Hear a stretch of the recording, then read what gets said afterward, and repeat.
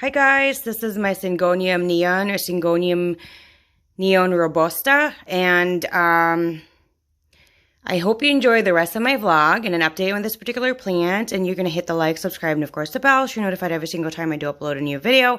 All my social media accounts are in the description section, as well as what I do use to water this particular plant and anything else I use for this plant. So this plant sits in front of an east-facing window. And what I've noticed with this particular plant, it really isn't as fast growing as my other Syngoniums. And I think because the majority of the leaves are really pink. So that's just my theory, because my other ones that are not really on the pink color, or they have like pink veins only, majority green, they truly do grow quicker than this one. And also getting east-facing natural light. She can get some artificial light, LED artificial light from a ceiling light. It's, I would say, like, diagonally, I would say, like, at least 8 feet away. 8 to 10, probably. So it's not really that close. It's just that's what's in the room. She can get that if in case it's really gray out or dark. And it's dual use. It's for me and for the plants as well, because having bright lights does help me. If you're new to my channel, I suffer from PCOS anxiety and can be triggered to depression due to all of those. So it does really help mentally to have bright light. It really does. And if you are suffering from any of that at all, I would suggest do that too. If it's just like super gray and it's not really even sunny out, you know, I just keep the lights on all day and it does help. So anyway, currently she is in a Schultz potting soil, which I find comparable to, it doesn't retain as much moisture as a lot of Miracle-Gro or Scott's, their regular potting soil. For the Schultz, I find that it does hold a little bit of moisture, not as much, and it is also fast draining. So I really like that, and I have really loved their soil. I did just transplant this from a 6-inch pot into an 8-inch pot, and I gave her fresh soil from Schultz as well as earthworm castings, which is on the top. And I like it on the top. It says to like 1/3 of the entire mix for earthworm castings. For me, I prefer it on the top. And the reason I prefer it on the top is that when I do water, the nutrients go down. If it is just down, maybe it's just me. I don't know, but that's just me. I feel like the plant gets more nutrients if it's on the top. That's just me. Again, the light is east-facing window. It now has I use regular potting soil. I would really discourage anybody to use any kind of Scott's or Miracle-Gro, because they come with pests. And I just don't recommend that. But if you're willing to gamble, that's your prerogative. What I actually do now, if I can't find my preferred soil, I wait to transplant. That's just what I do now, because dealing with pests and especially fungus gnats was really a nightmare for me. And if you haven't seen it yet, you can watch how I got rid of it, and it was not really easy. Anyway, so going back to this plant, east-facing window, I water her every 12 days. I make sure that the top, like right here, at least maybe an inch is dry. So like if I move it around, the soil doesn't really, or earthworm casing doesn't really stick to my skin. I also make sure that when I do water her, water doesn't really come through here. And if it does, I give it like maximum maybe half an hour to an hour just to see how much is there. That's maximum. Usually, because sometimes if I do kind of over add the volume, it can keep going down.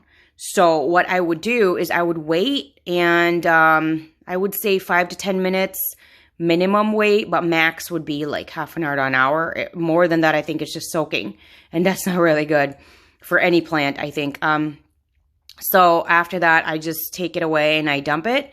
But usually in that kind of span, I have so many plants that I'm always watering at least several. Okay, I'll be honest. I'm always watering like 2-digit on a daily basis. So if one of them I kind of notice like, oh, I added a little too much in volume, what I'll do is I'll just kind of wait, and then I'll take that off and I'll water it on the next plant on my list.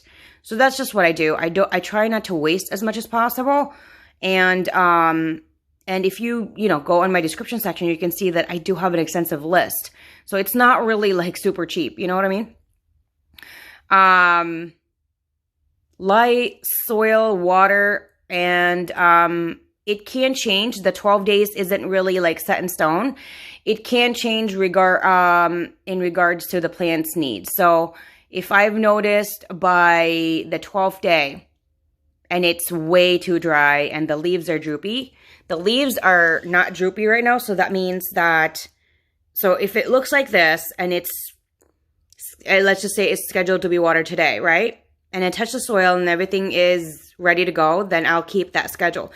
If the leaves start to droop, like this leaf and this leaf here, and it's right over here instead of up here, I will probably try to lessen it for like a day or two. So it'll be every 10 days. That's just if it droops. But so far it's not drooping. So far it's good. But if I also touch the soil and it's still a little damp on the top, for me, I usually do minimum 2 days. I feel like 1 day, that's very, very rare for me to try and check it in a day. I usually prefer every 2 days. From what I've noticed in my home, every 2 days is sufficient enough. It's just probably our system and our environment in our home. I would pay attention to what it is in your home. Like how much of a are you really going to see a difference in 1 day? If that's the case in your home, then you might want to check the plant on the next day. If you probably are the same as me, every 2 days, and in other environments, if it's still really damp, I would say every 3 days. You have to go by in your own environment, because everybody's environment is slightly different. Go by your environment, the specific plant, and all of that. I get questions about how this is cleaned, and that will be linked down below. Anything else that you have any questions for? How I get her to be very pink? The reason for that is just she sits right next to an east-facing window. I think I tried her on a west-facing window before. I'm not sure. I don't think it worked. I'm not sure. I don't really remember. If I did that on my previous vlog and I mentioned that, then that was probably it. It's just, I have memory issues from time to time.